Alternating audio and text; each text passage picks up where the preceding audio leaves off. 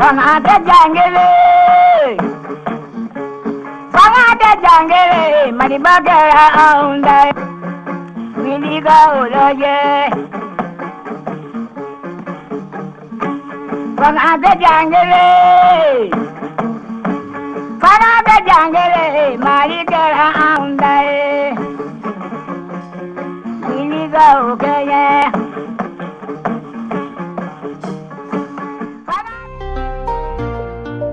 Chers nouveaux bacheliers et chers parents voulant prendre à demain l'avenir universitaire de leurs enfants,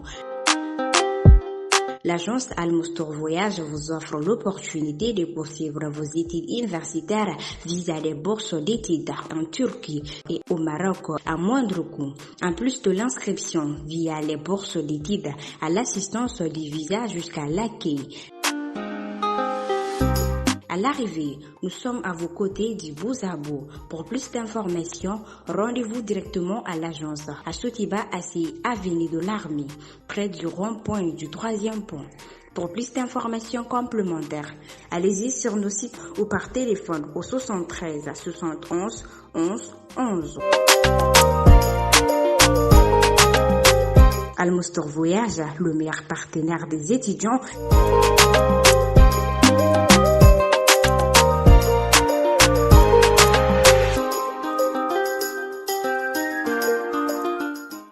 Bienvenue dans l'émission Nulle Vérité ne vaut que celle du témoin oculaire. Nous allons nous entretenir aujourd'hui avec Dumbi Fakoli.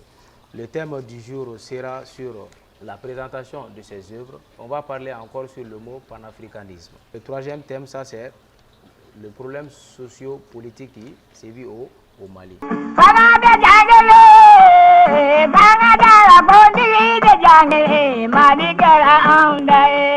Je suis malien d'origine, sénégalais d'adoption, panafricaniste par conviction et citoyen du monde noir par devoir de combat.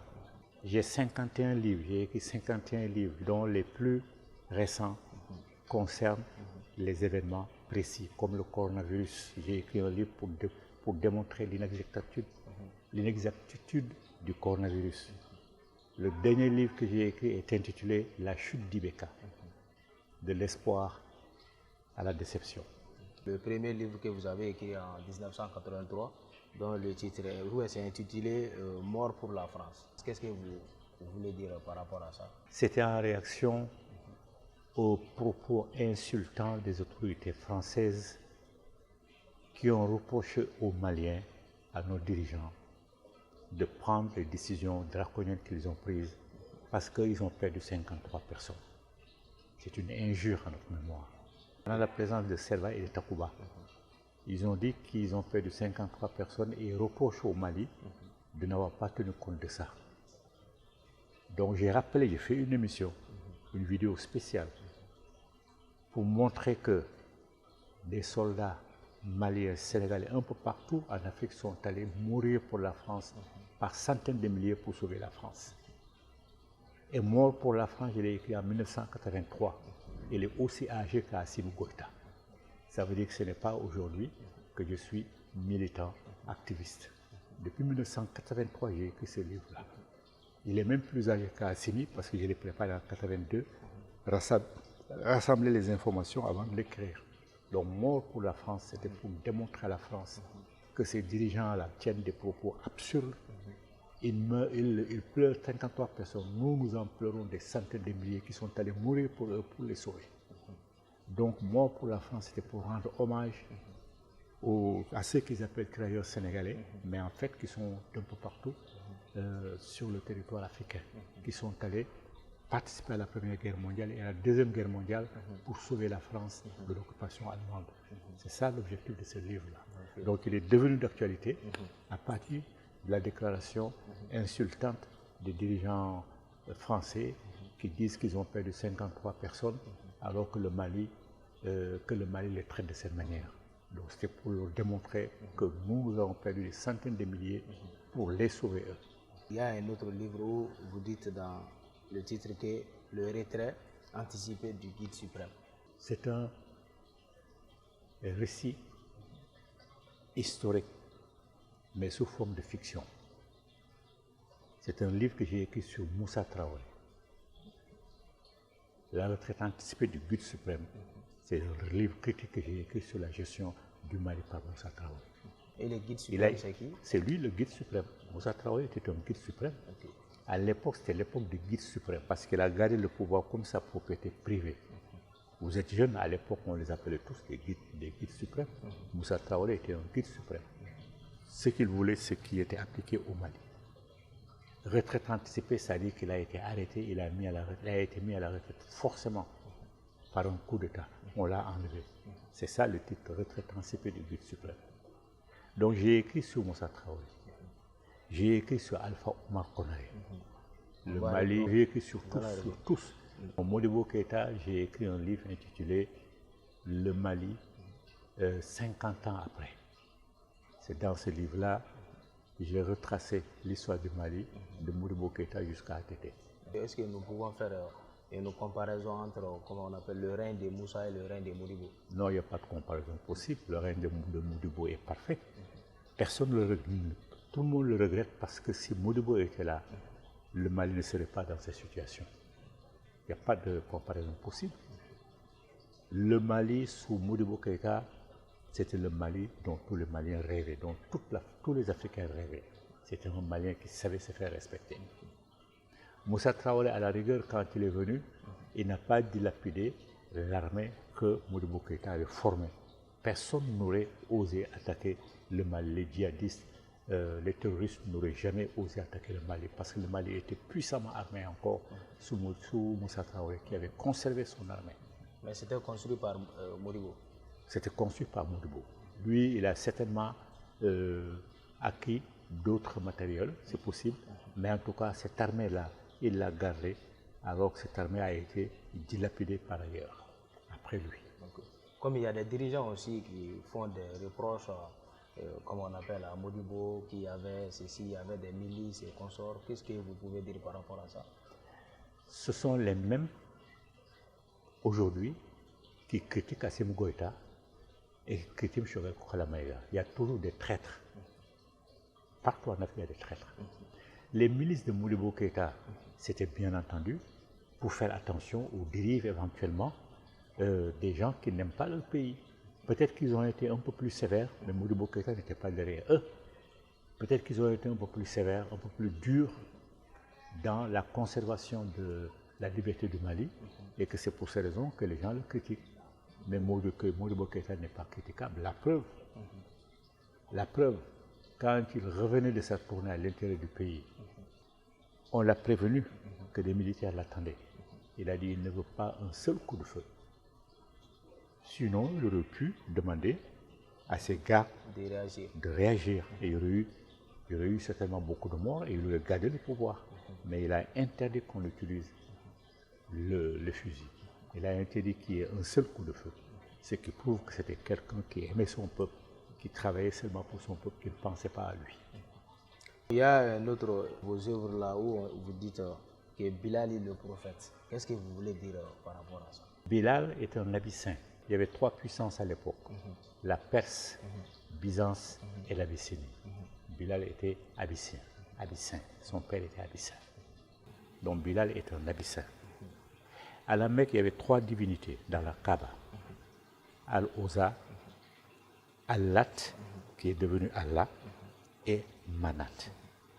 Manat, c'est la divinité la plus ancienne et la divinité des Noirs. Vous avez entendu parler de Fadjigi Doumbia, Makantadjigi Fakouli, Makantadjigi. Les gens confondent avec Fakouli, le dernier. Mais Makantadjigi est allé à la Mecque dans les années 30. Mais lui, il est plus âgé que Fakouli ou bien? Mais bien sûr, c'est son ancêtre. Okay. Il est allé à la Mecque dans les années 30, l'islam n'existait pas encore.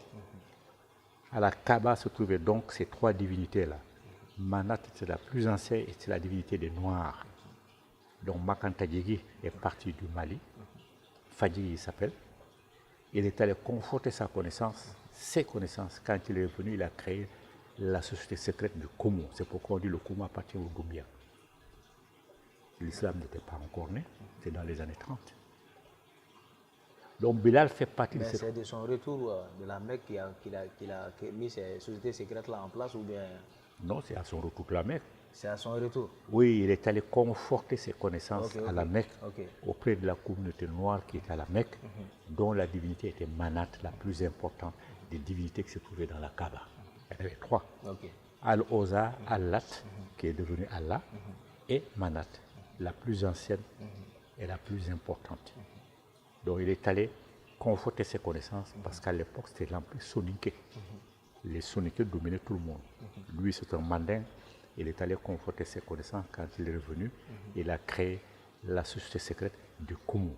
C'est pourquoi tu demandes partout le Koumou, on dit ça appartient au Doumbia parce que c'est lui qui l'a mis en place. D'accord? Donc Bilal est né à la Mecque, parce que son père était un général. Il est né à la Mecque. Bilal, donc, il y a une partie que j'ai plus ou moins imaginée, mais dans le récit, dans l'introduction, j'ai précisé que tout est vrai, tous les noms sont vrais, tous les lieux sont vrais. J'ai seulement aménagé un peu.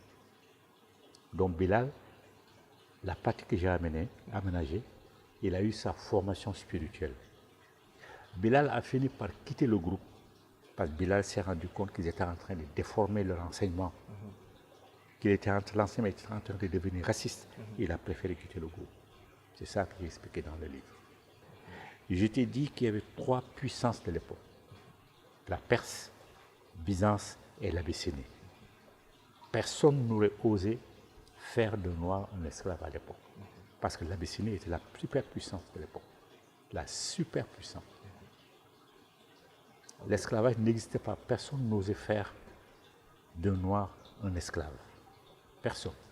Pour mettre fin à tout ça, personne ne le conteste maintenant. La femme noire et l'homme noir sont les seules créatures créées dans le monde. Les premières, les seules, uniques. C'est parce que nos ancêtres sont sortis d'Afrique pour aller vadrouiller ailleurs et que les grands froids les ont pris. Ils ont perdu leur noirceur. C'est comme ça que l'homme blanc est né. Nous avons créé la première civilisation au monde, la première, l'Égypte, sur laquelle ils sont acharnés pour dire qu'ils sont des pharaons, sont des cafres. Mais c'est grâce aux pharaons qu'ils connaissent et qu'ils savent. Ils sont tous venus apprendre chez nous notre civilisation. C'est après qu'ils sont venus chez nous apprendre, mais comme ils n'étaient pas circoncis, nos ancêtres n'ont pas voulu tout leur montrer. Ils ont copié et ils sont allés dire que c'est ça la vérité, alors que ce n'est pas du tout la vérité. Ils ne savent absolument rien du tout, strictement rien. Vous avez écrit un livre aussi sous Alpha, donc le règne sous Alpha. Dans ces œuvres-là, que voulez-vous dire au règne de Alpha? Le règne d'Alpha a été catastrophique. Alpha, tout le monde se souvient, il a organisé les cérémonies de la flamme de la paix, au cours desquelles il a brûlé tous les armements de l'armée malienne. C'est lui qui a affaibli l'armée malienne. C'est à cause de lui que le terrorisme là, et le djihadisme peut prospérer. Il a fragilisé l'armée malienne. Ça vient d'Alpha Oumar Konaré. Une seule chose qu'il a faite de bien, j'en ai parlé dans ma dernière vidéo. Il a construit la place de Sané et Contron. Il y a un imam qui a dit qu'il doit se repentir avant de mourir parce qu'il a fait ça. J'ai expliqué que c'est un imam qui est ignorant, comme 99% des imams. Dès que tu es imam, tu es musulman, tu es chrétien, c'est que tu ne connais pas ton histoire. Si tu connais ton histoire, jamais tu serais musulman ou chrétien. J'ai dit, il ne connaît rien. J'ai dit, Sané et Contron. Ses admirateurs étaient plus anciens que Mahomet. L'islam n'était même pas encore né. Parce que l'Égypte,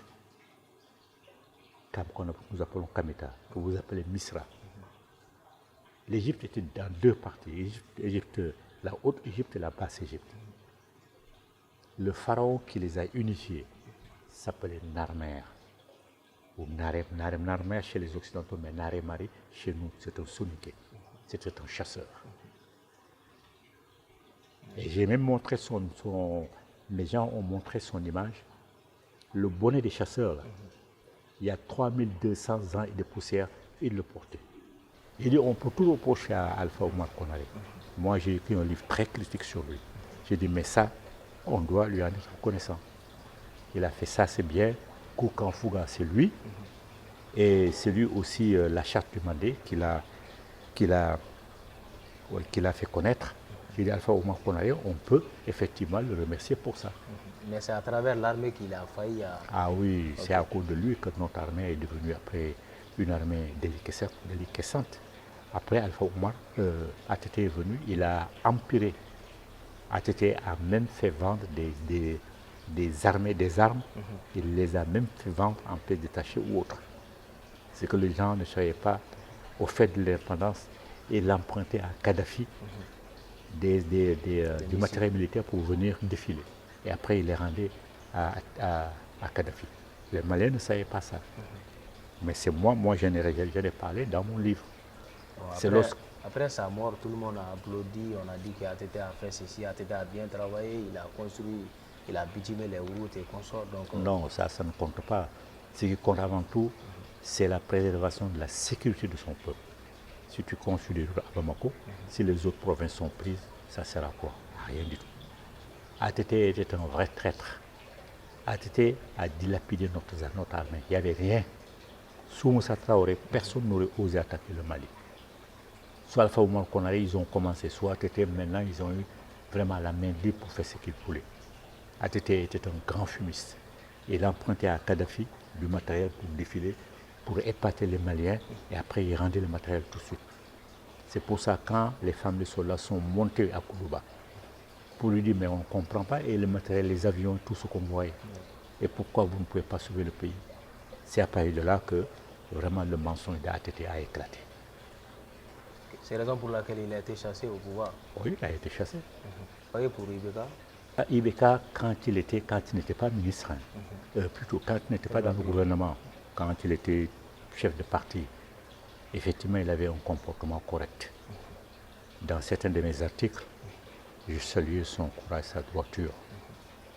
Je lui ai même donné un surnom, droit comme un sentier sans détour. Il était droit comme un sentier sans détour. C'est le surnom que je lui avais donné. À son premier, quand il est devenu président de la République, premier règne, première année, j'ai dit le Mali sous... Premier mandat ou première année? Première année du premier mandat. J'ai dit le Mali sous Ibrahim Boubacar Keïta, la nation toujours trahie. Par son comportement d'avant, il ne l'avait plus. Et la deuxième année, j'ai fait un livre.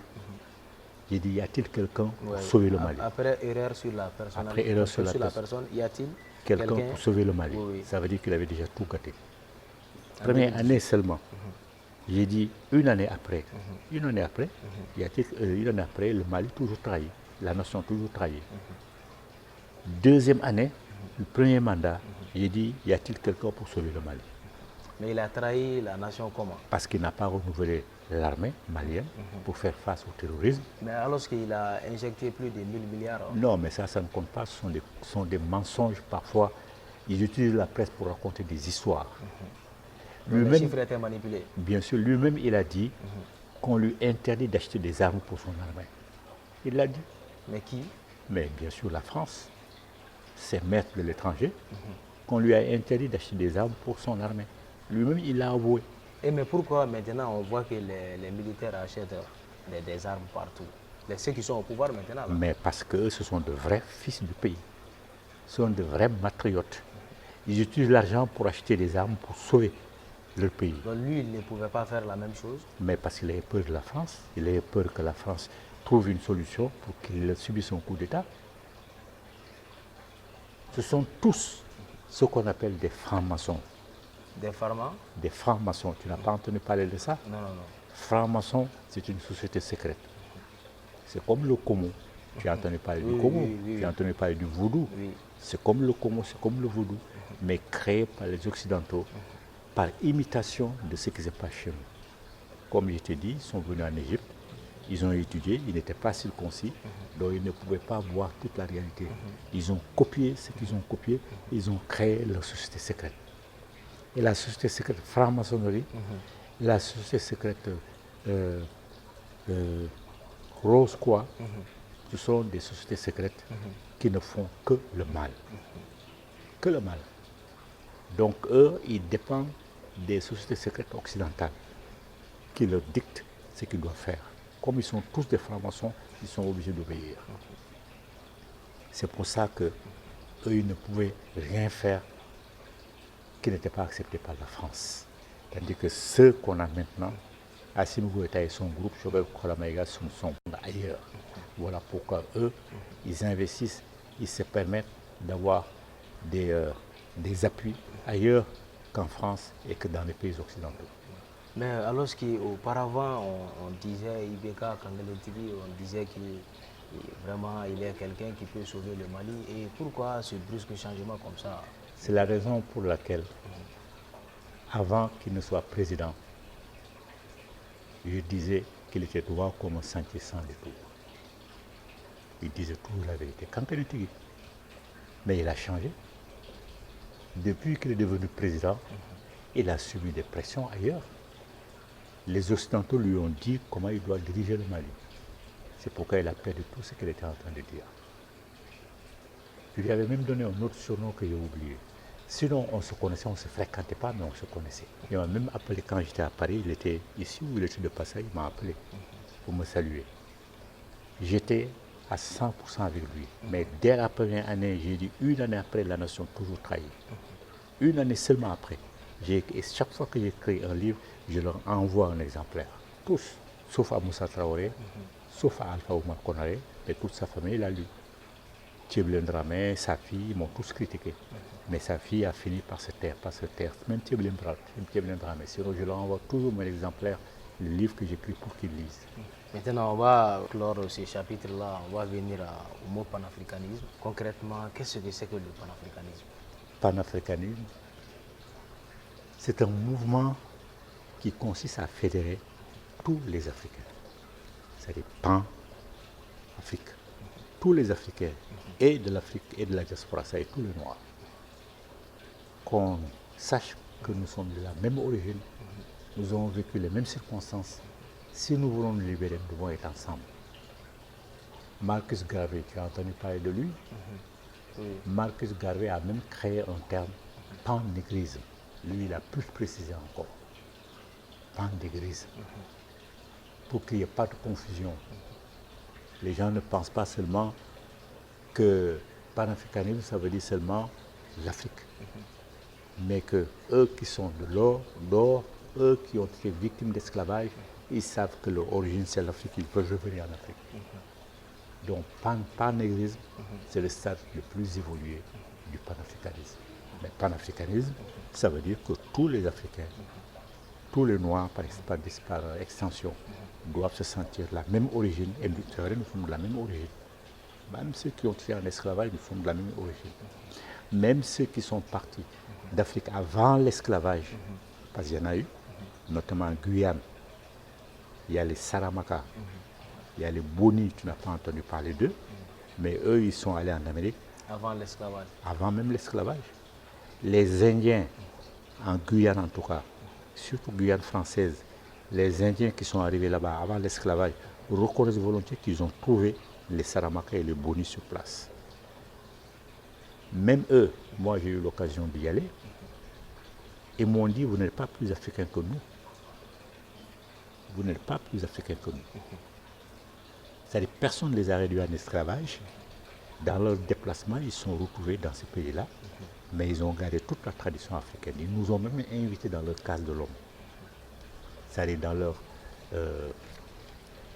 leur chambre secrète, quoi. Ils nous ont même invités là-bas pour nous montrer qu'il n'y a pas de différence entre ce qui se passe en Afrique et ce qui se passe ailleurs chez les Africains qui ont gardé autant la spiritualité authentique africaine. Panafricanisme, moi je me dis toujours, je suis malien d'origine, sénégalais d'adoption, panafricaniste par conviction et citoyen du monde noir par devoir de combat. Panafricaniste par conviction, ça dit pour moi toute l'Afrique est une. Toute l'Afrique. C'est pas les uns parlent portugais, les autres espagnols, les autres arabes. Et puis nous étions, même dans les pays arabes, nous étions là-bas avant les arabes. Ce n'est pas à cause de ça que nous ne sommes pas la même souche. Nos gens, nos intellectuels qui s'intéressent à l'égyptologie, ils ont fait des études, à commencer par Cheikh Anta Diop, pour démontrer que même le Bambara, le Soninké, les langues de l'Afrique de l'Est, etc., toutes ces langues ont puisé dans notre langue commune qui est la langue égyptienne de naissance. Nous avons créé la première écriture au monde. Nous avons cette même langue. C'est quand nos peuples sont dispersés après aller à l'intérieur de l'Afrique, ils sont partis avec les bribes de cette langue-là et toutes ces langues se retrouvent dans cette même langue. Donc nous sommes un seul peuple. Parce que les gens ne connaissent, enfin, les jeunes maintenant commencent à comprendre. Et le champion, celui qui le plus a œuvré pour cette prise de conscience, c'est pas le Modou Bou Keïta, c'est Cheikh Anta Diop. Tu as entendu parler de Cheikh Anta Diop? Oui. Voilà, c'est Cheikh Anta Diop. D'ailleurs, ça, c'est un prix que j'ai obtenu. Le prix Cheikh Anta Diop, qui m'a été décerné avec le trophée. C'est lui et Théophile Obenga qui sont les premiers champions du panafricanisme. D'autres hommes politiques ont suivi, les Kwame Nkrumah et autres. Les Modou Bou Keïta, c'est la raison pour laquelle ils avaient esquissé une fédération du Mali, ça n'a pas marché. Concrètement, qu'est-ce que vous avez fait même pour le pays, quoi? Moi, je n'ai jamais adhéré à un parti politique. Tu connais Maître Omar Konaré? Oui, l'avocat là. L'avocat, il a dit que les partis politiques de maintenant sont des partis alimentaires. C'est-à-dire? C'est-à-dire qu'ils cherchent seulement à bouffer. Ils cherchent un poste. Ils ont de l'argent, ils peuvent détourner, ils peuvent bouffer. Moi, ça ne m'a pas intéressé, la politique. Ce que j'ai fait, je ne parle pas de moi, on ne parle pas de soi. Mais c'est 10 fois plus que les ministres, que tous les ministres, sauf ceux de Modou Bou Keïta, et peut-être de maintenant, sauf peut-être Choguel Maïga. Même Choguel Maïga, j'ai fait plus que lui pour le moment. J'ai écrit 51 livres. Et tout ça, c'est pour le Mali, c'est pour l'Afrique, c'est pour la diaspora. Voilà ce que j'ai fait. Ce n'est pas parce qu'on est intellectuel qu'on doit forcément faire la politique. Ça ne m'intéresse pas, la politique. Si ça m'intéressait, je serais entré dans un parti politique et effectivement, j'aurais eu des postes de ministre ou d'ambassadeur et j'en aurais profité pour bouffer l'argent de mon peuple. Oh, ça ne m'appartient pas. Donc moi, je fais plus que pour les hommes politiques, sauf pour Modou Bou Keïta, sauf pour Assimi Goïta et Choguel Okala Maïga. Mais pour l'instant, j'ai fait plus que, parce qu'ils n'ont pas encore fait comme moi. On ne parle pas de soi, mais à ta question, je suis obligé de donner cette réponse-là. Je n'ai pas besoin de faire la politique pour servir mon pays. Okay. Je participe à la réflexion. Quand ça ne va pas, je dis ça ne va pas. Et je propose des solutions pour s'en sortir. Eux, ils n'ont pas de conseils comme ça. Donc, on va maintenant attaquer le chapitre des problèmes politiques qui sont dans le pays actuellement. Donc on va parler de la sanction de la CEDEAO contre le Mali. Qu'est-ce que vous pouvez vraiment nous évoquer par rapport à ça? Bazoum, qui est un des grands traîtres de l'Afrique, le président du Niger, oui. Lui-même, il a avoué que les sanctions qui ont été prises ne figurent pas dans la charte de la CEDEAO. Ils ne figurent nulle part. Ça veut dire qu'ils ont pris ces sanctions-là en sachant que c'était illégal, c'était injuste, parce que la France leur a dit de prendre ces sanctions. Mais ils sont en train de regretter parce qu'ils pensaient qu'en 1 semaine, 2 semaines, peut-être 3 semaines, le Mali se serait écoulé. Ils voient que les Maliens tiennent et sont eux qui ont des problèmes. Au Sénégal, les gens se soulèvent. En Côte d'Ivoire, les gens se soulèvent. Ce sont eux qui ont des problèmes maintenant parce qu'ils ont fait un mauvais calcul. Ils ont fait un mauvais calcul parce qu'ils se sont laissés dicter la conduite à prendre par la France, qui ne sait rien, qui n'est pas dans notre milieu. Ils espéraient faire plier la société, que les Maliens allaient vite se soulever. Or, ça n'a pas été le cas. Parce que les Maliens ont compris que c'est la solution, la seule, pour se tirer d'affaires dont ils sont avec le gouvernement. Et ce sont eux maintenant qui en souffrent. En Côte d'Ivoire, les gens se soulèvent. Au Sénégal, les gens se soulèvent. Et bientôt, ça va être dans d'autres pays, ça va être le même cas. Ces sanctions sont illégitimes et ne figurent pas dans la charte de l'OIA, de la CEDEAO. Mais ils les ont pris volontairement parce que la France leur a dit de les prendre. Et tant que la France ne leur a pas dit de changer d'avis, ils vont continuer de s'agripper alors qu'ils savent très bien qu'ils ont tout faux. Et je suis persuadé qu'ils sont en train de réfléchir à comment faire pour s'en sortir, comment lever les sanctions. Mais apparemment, le chef suprême, c'est Alassane Ouattara. Mais lui, il n'est pas le président. Mais il est la personnalité la plus influente. Ils ont tous peur de lui. Et le président ghanéen? Mais lui aussi, il dépend d'Alassane Ouattara. Ils ont tous peur d'Alassane Ouattara, tous sans exception. Sinon, lui, en tant que président, il aurait dû refuser qu'on applique ces sanctions parce qu'elles ne font pas partie de la charte de la CEDEAO. Il aurait dû refuser. Et aujourd'hui, il aurait dû également refuser, notamment ce qu'Alassane Ouattara a fait, offrir l'asile à un voleur, le Camara, là, Ibrahim Camara, Oui. dont tout le monde sait que autoproclamé. voilà, dont tout le monde sait que c'est un voleur. Alassane Ouattara l'a hébergé, ils l'ont laissé faire sa déclaration. Les gens de la CEDEAO, si c'est respecté, ils auraient dû dire à Alassane Ouattara, il ne faut pas faire ça. Ou bien ils se seraient désolidarisés tout de suite d'Alassane Ouattara. Mais aucun d'eux n'ose parler. Ils acceptent qu'Alassane Ouattara fasse ces choses-là. Tu te rends compte? Héberger quelqu'un, en plus, il n'a même pas étudié qui il est, il n'a même pas cherché à savoir qui il est, mais pour déstabiliser le Mali seulement. Il n'a même pas fait le gouvernement ivoirien n'a même pas fait de déclaration par rapport à... Oui, ils n'ont même pas fait de déclaration. Oui. Il paraît seulement qu'ils sont allés le chercher pour l'interroger, il a disparu. Ce qui est faux, il peut disparaître sans qu'ils le sachent, ce sont eux qui l'ont fait venir. Donc les sanctions là sont inutiles. Ils souffrent plus que le Mali. Surtout au niveau du bétail. Parce que c'est le Mali qui fournissait le bétail à tous ces pays-là. Tout est cher chez eux. Tout le monde. Mais est-ce que si ça dure là, le Mali peut tenir? Ah bien sûr, le Mali peut tenir aussi longtemps qu'il faut. On a tout. On a une agriculture prospère.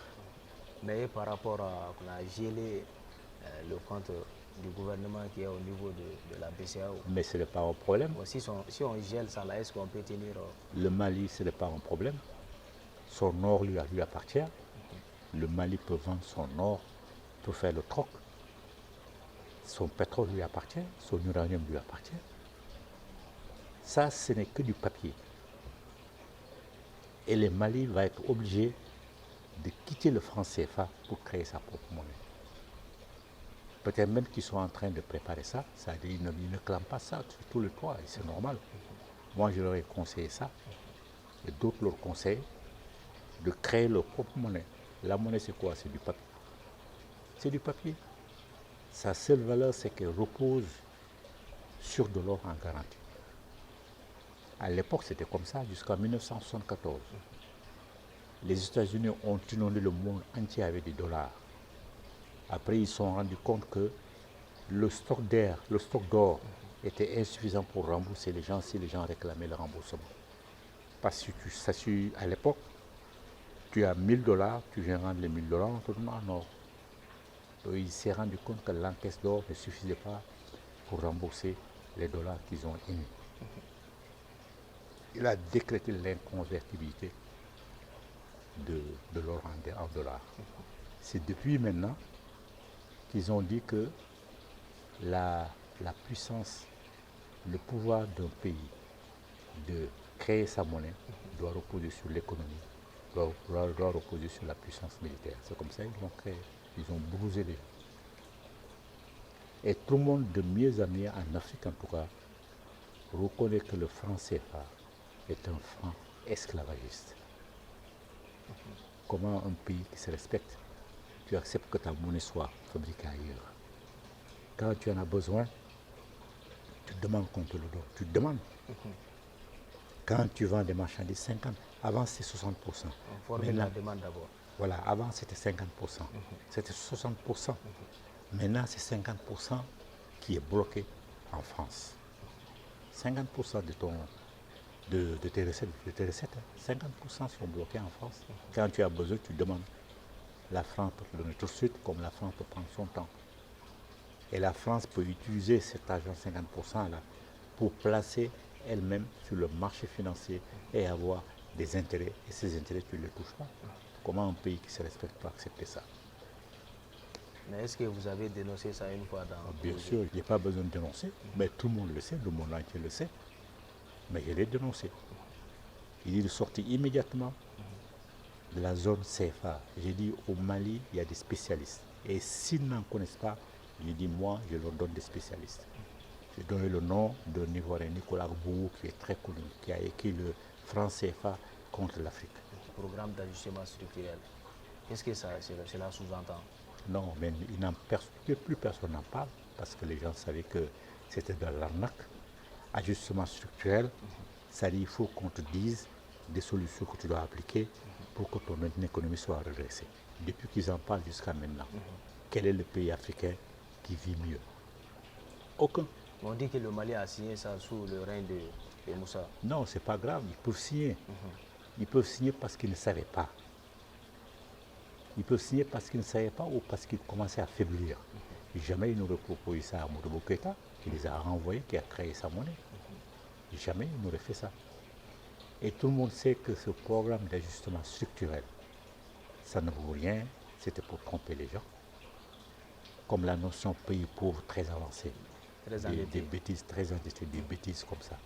Qu'ils créent et non, des gens sûrs, ce sont des francs-maçons qui ne peuvent pas dire non. Même s'ils savent que c'est pas vrai, ils suivent quand même. Parce que s'ils opposent la moindre résistance, ils sont balayés, ils sont remplacés par d'autres. Ils ont dit tout dernièrement qu'ils vont créer une monnaie dont le nom c'est ECO. Quoi. Même ça, c'est de l'arnaque. ECO avec la France. Aussi longtemps qu'il y a la France dedans, ça ne sert à rien. C'est Alassane Ouattara qui est défenseur de cet ECO-là. Alassane Ouattara. Et tout ce qu'Alassane Ouattara fait, c'est sous la dictée de la France. Pourquoi ECO? Mais pourquoi ne pas l'appeler Kori? Kori, c'est un mot africain. Pourquoi ne pas prendre notre nom africain? Pourquoi ECO? Personne ne sait d'ailleurs ce que ça veut dire. Ça veut dire quoi, ECO? Personne ne sait ce que ça veut dire. C'est Alassane Ouattara qui est derrière. Donc on n'a pas besoin de ça. Dans ces derniers temps-là, il y a tellement de problèmes entre les autorités françaises et les autorités maliennes jusqu'à ce que c'est abouti maintenant au retrait des forces françaises qui sont sur le sol malien. Alors qu'est-ce que vous en pensez par rapport à tout ça? Non, il faut que la France dégage. Il faut que la France dégage. Macron peut dire ce qu'il veut. Le Drian peut dire ce qu'il veut. Florence Parly peut dire ce qu'il veut. Nous, il faut que la France dégage. La France a même constaté que l'armée malienne est en train de chasser les terroristes d'un peu partout. L'armée malienne est en train de monter en puissance, personne ne le reconnaît. Et l'armée malienne a maintenant des alliés sûrs, la Russie. Ils prétendent que ce sont des mercenaires, Wagner. Mais ce n'est pas le problème de l'armée Wagner, de l'armée malienne. Eux-mêmes, ils ont une légion étrangère, la France. Mais ils se permettent de dire que Wagner est une armée de légionnaires. Même si le Mali le veut. Le Mali a des partenaires que la France n'ose pas affronter. Voilà pourquoi la France est obligée de prendre ses clics et ses claques et de partir. La France est obligée parce qu'elle ne peut pas s'opposer à l'avancée des troupes maliennes maintenant. Parce que l'armée malienne est soutenue par les soviétiques qui sont même à l'heure actuelle, tous les spécialistes disent la première puissance militaire au monde. Les Russes sont même plus importants, plus puissants que les États-Unis. Voilà pourquoi personne n'ose intervenir en Ukraine. Personne n'ose venir pour sauver l'Ukraine. Le président ukrainien se dit même qu'il est abandonné. Donc les soviétiques sont là. L'armée française sait qu'il ne peut rien faire. Les soviétiques sont beaucoup plus puissants et ils n'osent pas affronter l'armée soviétique sur le sol malien. Voilà pourquoi ils sont obligés de partir. Seulement les délais qui sont fixés, le gouvernement ne doit pas accepter. Ils ont dit entre 4 et 6 mois, ils sont en train de se préparer. Mais pourquoi 4 à 6 mois comme ça? Mais je ne sais pas, peut-être que c'est vrai, peut-être qu'ils sont trop nombreux, et puis ils doivent déménager au Niger. Peut-être qu'ils doivent préparer aussi leur réception au Niger. Ça c'est possible, mais le gouvernement malien ne doit pas accepter. Dans ma dernière vidéo, j'ai dit que le gouvernement malien peut les obliger à partir plus tôt. On peut les obliger? Oui, il suffit seulement de les empêcher de s'approvisionner. Il faut qu'ils mangent, il faut qu'ils boivent. Donc on les encercle. Mais s'ils utilisent la force? Mais on va utiliser la force. Et ça, ils n'osent pas. Est-ce que le Mali peut vraiment résister face à la France? Bien sûr, le Mali peut résister. Ils savent que le Mali peut résister. Ils savent que l'armée malienne peut résister et que l'armée malienne a maintenant des appuis, les soviétiques, les Russes. Donc ils n'osent pas affronter les Russes, voilà pourquoi ils préfèrent partir. J'ai dit que l'armée malienne doit les affamer. Si elle les affame, ils sont obligés de partir plus tôt. L'armée malienne doit les encercler et empêcher qu'ils aient les nourritures, qu'ils aient l'eau et tout ce qu'il faut. Ils sont obligés de partir. Ils n'osent pas affronter l'arme. S'il n'y avait pas les Russes, ils se seraient imposés. Mais comme il y a les Russes maintenant qui sont avec le Mali, et que les Maliens ont maintenant des avions, du matériel de combat puissant, qui n'osent pas affronter, certainement plus puissants que les leurs, ils sont obligés de partir. Mais qu'en pensez-vous du déroulement même de la transition? Mais elle se passe bien, c'est comme ça que nous la souhaitons.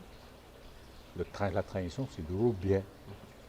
Ce qu'ils ne doivent pas accepter tout simplement, c'est que la CEDEAO obtienne d'eux qu'ils diminuent la durée de la transition. Il faut qu'ils la gardent. Les Maliens ont dit 5 ans, ils doivent écouter que les Maliens. Pendant 5 ans, ils doivent garder le pouvoir. Donc on ne doit pas écouter la CEDEAO? Non, ils n'ont même pas à recevoir la CEDEAO. Mais par politesse, par ce que les Sénégalais appellent la teranga, par politesse, ils les reçoivent, sinon ils ne doivent même pas les recevoir. La CEDEAO leur a interdit de voyager, d'aller dans leur pays. Pourquoi ils viennent chez nous? Qu'est-ce qu'ils viennent faire? Le médiateur Goodluck Jonathan a quitté le Mali le week-end dernier, donc il y a eu 0 accord entre eux, mais il n'y a pas eu de déclaration aussi. Il ne peut pas y avoir d'accord parce que les militaires ne sont pas fous pour accepter de faire les élections dans 1 an ou 2 ans, ils ne peuvent pas. Les élections ne sont pas tenables dans 2 ans? Non, ils ne sont pas tenables parce que tout le Mali doit être libéré. Même les hommes politiques, traîtres qui veulent qu'il y ait des élections, même s'il y avait des élections, eux-mêmes n'oseraient pas aller faire campagne dans leur pays, dans leur territoire. Ils n'oseraient même pas, parce que il y a l'insécurité. Donc ce qu'il y a, il faut que le Mali soit totalement libéré, y compris Kidal, Gao, partout, qu'il y ait la sécurité, et puis organiser les élections. Réviser la Constitution, organiser les élections, c'est en ce moment-là seulement qu'il sera possible d'offrir aux Maliens la possibilité d'élire quelqu'un qui leur convient. Okay. Concrètement, qu'est-ce que vous-même vous proposez comme délai pour la durée? Moi, je leur ai dit d'augmenter la durée du mandat à 7 ans.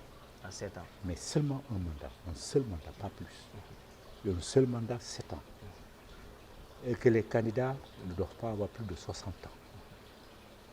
Parce qu'on ne doit pas avoir des vieillards à la tête de nos États, des vieillards gravataires.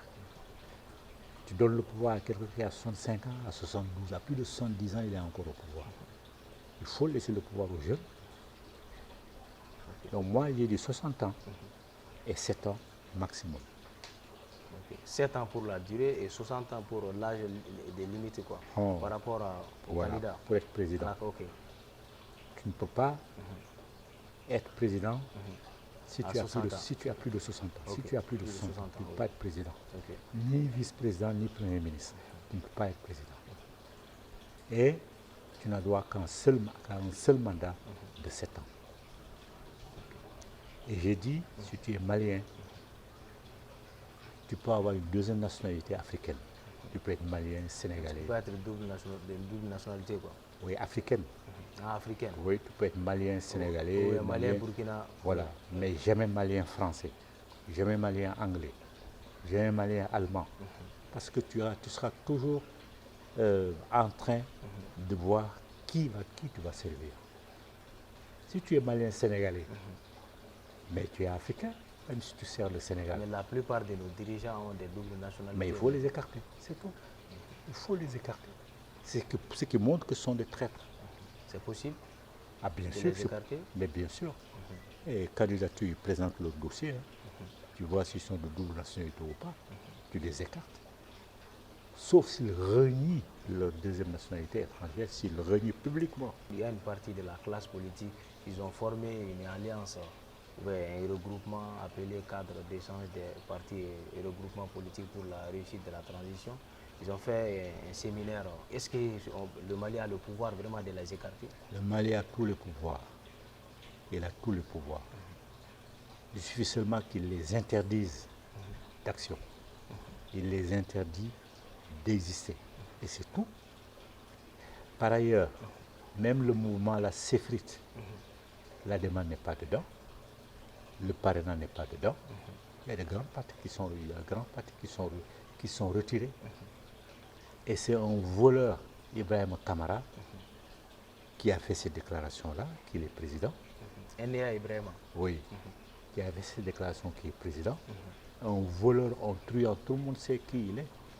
Donc qu'est-ce que le Mali a à craindre?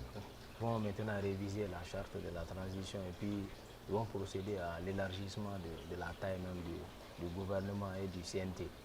Qu'en pensez-vous par rapport à tout ça? Non, la révision de la charte, c'est déjà fait. Ils ont maintenu la durée de la transition. Ils ont parlé de les 5 ans. Oui, ils ont parlé de poste de vice-président. Parce que s'il y a un problème, c'est le président du CNT qui va garder le pouvoir. Donc ils ont déjà fait leur révision. Mais moi, ce que je leur conseille, c'est de réviser la Constitution.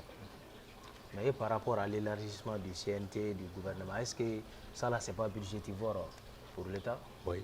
Moi, je suis contre l'élargissement du CNT. Ce qu'il y a dans le CNT maintenant, c'est suffisant. S'ils veulent faire l'élargissement, c'est parce qu'ils veulent faire plaisir à certains groupes et ça, ils ne doivent pas le faire. Ils doivent garder le CNT tel qu'il est. Et le gouvernement? Non, le gouvernement, ils n'ont pas à l'élargir. Ils vont l'élargir dans quelle direction? Il y a les ministères importants et puis surtout, ils les gardent. Et s'ils parlent d'élargissement, ça veut dire qu'ils ont les moyens de financer les nouveaux postes. Mais le travail ne doit pas consister à élargir cela. Dans mon prochaine vidéo, c'est ce que je vais dire. Ils n'ont pas besoin d'élargir le CNT, ni d'élargir. Ils n'ont pas besoin de ça. Les membres qu'ils ont là suffisent largement pour mener la transition à bien. Ils n'ont pas à faire plaisir à qui que ce soit. Okay. Monsieur Doumbi Fagoli, je vous salue vraiment. Le débat là tend vers sa fin. Votre mot de la fin, s'il vous plaît. On doit tous rester groupés derrière Assimi Goïta et derrière Choguel Kouramega. Il est dit d'eux que ce sont des jumeaux cosmiques qui ne doivent pas accepter que quelqu'un les sépare. Parce que les autres souhaitent qu'Assimi Goïta remplace Choguel Kouramega par un autre ministre qui sera un traître et qui va trahir notre pays. Donc ils gardent à Choguel Kouramega. Ils sont des jumeaux cosmiques. Ils sont faits pour diriger le Mali, donc ils gardent le Mali. Alors tous les Maliens doivent les soutenir. C'est vrai, il y a les prix de certaines denrées alimentaires qui augmentent. Et ça, c'est à cause de certains de nos commerçants qui sont des anti-matriotes qui profitent de la situation pour augmenter les prix. Ça, mais les Maliens doivent le comprendre. En tout cas, ils doivent supporter cet embargo-là en sachant que les autres pays environ souffrent beaucoup plus que les Maliens eux-mêmes. Au Sénégal, il y a tout le temps des preuves. En Côte d'Ivoire, maintenant, il y a de plus en plus de preuves. Partout, les gens se soulèvent parce que l'embargo joue sur eux comme il joue sur le Mali, et même moins qu'ils ne jouent sur le Mali. Donc moi, j'appelle tous les Maliens à se donner la main, à supporter Assimi Goïta et Choguel Kouramega, en sachant que si le Mali réussit, c'est toute l'Afrique qui va basculer dans le bon sens. C'est pourquoi tout le monde est avec le Mali. Tous les pays d'Afrique supportent le Mali. Toute la diaspora supporte le Mali. Et on était avec M. Doumbi Fagoli, un grand écrivain. On salue tout le monde, tous nos auditeurs du Mali et de l'extérieur. Et nous saluons encore notre promoteur qui est M. Aliou Badara Sadada et la coordinatrice qui est Aminata Sangaré. Je vous remercie et on se dit à la prochaine. Chers nouveaux bacheliers et chers parents voulant prendre à demain l'avenir universitaire de leurs enfants, l'agence Al-Moustor Voyage vous offre l'opportunité de poursuivre vos études universitaires via des bourses d'études en Turquie et au Maroc à moindre coût. En plus de l'inscription via les bourses d'études à l'assistance du visa jusqu'à l'accueil. À l'arrivée, nous sommes à vos côtés du bout à bout. Pour plus d'informations, rendez-vous directement à l'agence à Sotiba, Assis, avenue de l'Armée, près du rond-point du 3e pont. Pour plus d'informations complémentaires, allez-y sur nos sites ou par téléphone au 73 71 11 11. Al-Moustor Voyage, le meilleur partenaire des étudiants.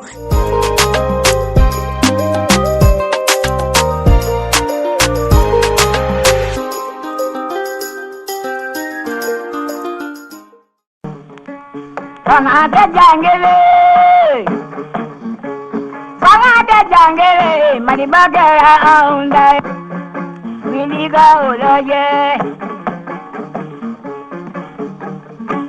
Fangata